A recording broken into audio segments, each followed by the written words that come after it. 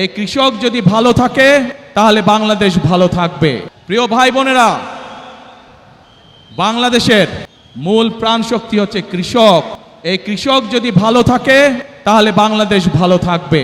এই বিপুল জনগোষ্ঠীর খাদ্যদ্রব্যের যে ঊর্ধ্বগতি, পণ্যমূল্যের যে ঊর্ধ্বগতি, এই ঊর্ধ্বগতি যদি রোধ করতে হয় তাহলে আমাদেরকে কৃষির উৎপাদন বাড়াতে হবে, এবং কৃষির উৎপাদন বাড়াতে হলে আমাদের সব মশার বিরুদ্ধে সুরক্ষা দিতে এলো বসুন্ধরা এক্সট্রিম অ্যারোসল। মশার বিরুদ্ধে এক্সট্রিম সুরক্ষা।